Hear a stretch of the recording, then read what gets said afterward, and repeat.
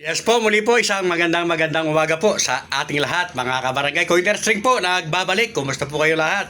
Kami po ng mga dahilan o sagabal para hindi na naman po matuloy ang barangay at SK election. Pag-usapan natin. Siyempre po, bago nga lahat, ako po ay nananawagan sa lahat ng hindi pa po nakapag-subscribe sa aking channel. Kayo po ay aking inahanyayahan na mag-subscribe, pakiclick po ang notification bell at all para palagi po kayong updated sa aking mga bagong videos. Siyempre, bago po yan mga kabarangay, magre-recap po muna tayo. Mga kabarangay, pansamantalang tumigil tayo sa pagbablog o paggawa ng content patungkol po dito nga sa barangay at SK election. Dahil yan nga po ayon sa RA 12232, ang halalan po ay nakatakda sa November 2, 2026. Pero bakit napakarami pa rin po ng mga nagsasabi na maaaring hindi matuloy ito? Mayroon na pong dahilan, may sagabal at maaaring 2029. Mga kabarangay, yes po, napakarami pong sagabal. Marami po sila. Kung sakasakali po na ma-postpone po ang halalan, ang dahilan po ay ito lamang po ang dahilan. Ito pong mga nakaupo po natin na mga mambabatas, mga kabarangay. Lalong-lalo na yung pong nagpromonente o mga promonente para i-postpone ito. At ayon nga sa kanila ay fixed terming. So sila lamang po ang nakikita kong dahilan para mabago yung schedule ng halalan, ma-move or ma-postpone na naman. Siyempre po, may jurisprudence na sila. Nagawa na nila, pwede pa rin po nilang gawin yan ng paulit-ulit. Pero yung ibang dahilan po na sinasabi po ng ilan para ma-postpone muli ang halalan, ay sa kanila po yan, hindi po sa atin yan. Kung yung state of calamity po na nakadeklara ngayon, na 1 year, hanggang November 5, 2026, kung hindi po tayo nagkakamali, ay hindi po pwedeng gawing dahilan yan para i-postpone po yung barangay at SK election. At ito pong paparating po na BARM election ay hindi rin po nila pwedeng gawin na sangkalan yan para ma-postpone na naman po ang halalan. Mga kabarangay, ang BARM po o BARM election ay ginamit na dahilan lamang po noon nung pinopospone pa itong BSKE December 1, 2025. Mga kabarangay, bagay na nagtagumpay sila pero hindi po sa dahilan ng BARM.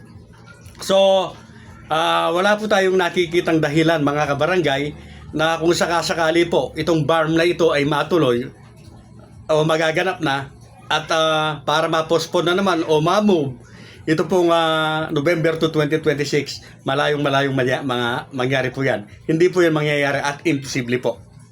At ito pa pong isang usapin mga kabarangay na maaaring ma-move yan, mausog at para iwasan nga po itong November 2, 2026.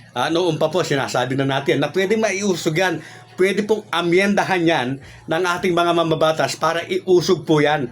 Para nga iwasan ito pong napakasagradong araw na ating mga Katoliko, ang All Saints Day at All Souls Day.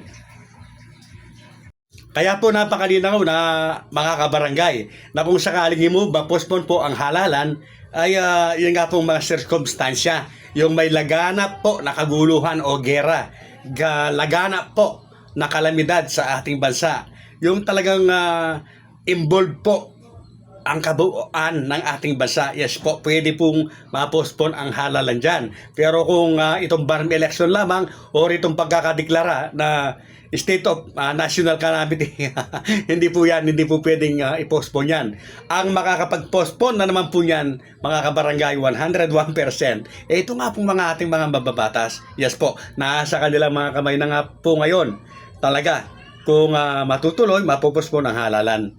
Nasa kanila po dahil sila po ang batas at uulitin ko po, nagawa na nila, may jurisprudence na sila at pwede na lang gawin yan ng paulit-ulit. Pero sa ganang akin po mga kabarangay, ito pong paparating po na November 2, 2026 barangay at SK election ay matutuloy po, tuloy na po yan. Siyempre po, kahit gaano pa kakapal ang mga mukha niyan, baka mahiya yan, baka sa susunod pa nila gagawin yan. Pero siyempre po,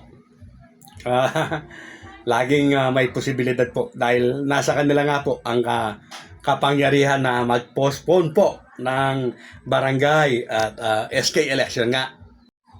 Ang talagang dapat lamang po nating isipin, ang RA 12232 po, ang umiiral nating batas para patungkol po sa barangay at SK election na nagtatakda po ng halalan sa November 2, 2026. Batas po yan na dapat na maganap o masunod.